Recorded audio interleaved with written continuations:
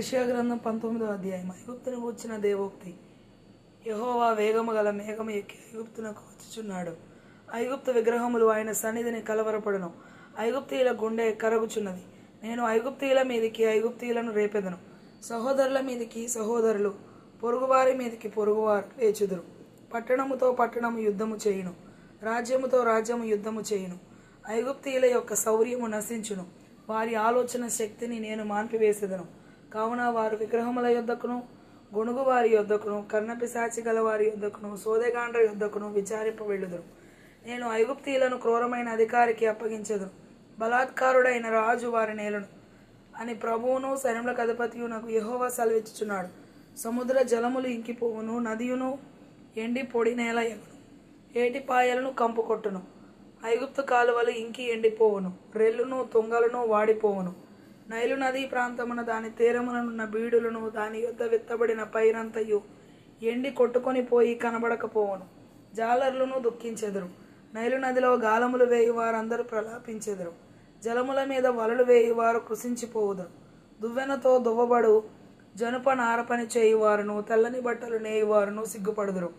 రాజ్య స్తంభములు పడగొట్టబడును. కూలి పని చేయి వారందరూ మనోవ్యాధి పొందుదురు.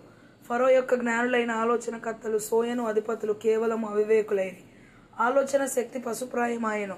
నేను జ్ఞాని కుమారుడను, పూర్వపు రాజుల కుమారుడనని ఫరోతో మీరెట్లు చెప్పుదురు? నీ జ్ఞానులు ఏమైరి?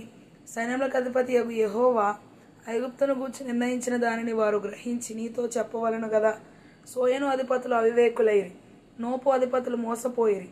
ఐగుప్తు గోత్ర నిర్వాహకులు అది మార్గము తప్పునట్లు చేసిరి. యెహోవా ఐగుప్తు మీద మూర్ఖత గల ఆత్మను కుమ్మరించి ఉన్నాడు. మత్తుడు తన వాంతిలో తూలిపడినట్లు ఐగుప్తును తన పని అంతటి విషయమై వారు తూల చేసి ఉన్నారు. తలయైనను, తోకైనను, కొమ్మైనను, రెల్లైనను ఐగుప్తులో పని సాగింపు వారెవరనూ లేరు. ఆ దినమున ఐగుప్తీయులు స్త్రీల వంటి వారగుదురు. సైన్యములకు అధిపతి యగు యెహోవా వారి పైన తన చెయ్యి ఆడించును. ఆడుచుండు ఆయన చెయ్యి చూచి వారు వణకి భయపడదురు. యూదాదేశము ఐగుప్తునకు భయంకరమగును. తమకు విరోధముగా సైన్యములకు అధిపతి యగు యెహోవా ఉద్దేశించిన దానిని బట్టి ఒకడు ప్రస్తాపించిన ఎడల ఐగుప్తీయులు వణకుదురు. ఆ దినమున కనాను భాషతో మాట్లాడుచు యెహోవా వారమని ప్రమాణము చేయు 5 పట్టణములు ఐగుప్తు దేశంలో ఉండును. వాటిలో ఒకటి నాశనపురము. ఆ దినమున ఐగుప్తు దేశం మధ్యను యెహోవాకు ఒక బలిపీఠమును, దాని సరిహద్దును వద్ద యెహోవాకు ప్రతిష్ఠితమైన యొక్క స్తంభమును ఉండును. అది ఐగుప్తు దేశంలో సైన్యములకు అధిపతి యగు యెహోవాకు సూచనగాను సాక్ష్యార్థముగాను ఉండును. బాధకులను గూర్చి వారు యెహోవాకు మొరపెట్టగా ఆయన వారి నిమిత్తము సూర్యుడైన యొక్క రక్షకుని పంపును. అతడు వారిని విమోచించును. ఐగుప్తీయులు తెలుసుకున్నట్లు యెహోవా తనను వెల్లడిపరచుకొనును.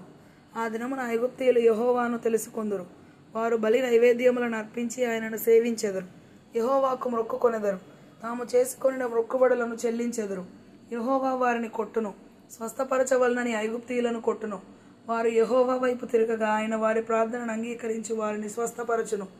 ఆ దినమున ఐగుప్తు నుండి అష్షూరుకు రాజమార్గం ఏర్పడును. అష్షూరీయులు ఐగుప్తునకును, ఐగుప్తీయులు అష్షూరునకును వచ్చుచు పోవుచునుందురు.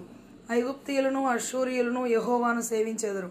ఆ దినమున ఐగుప్తు అష్షూరీయులతో కూడా ఇశ్రాయేలు 3వ జనమై భూమి మీద ఆశీర్వాద కారణముగా నుండును.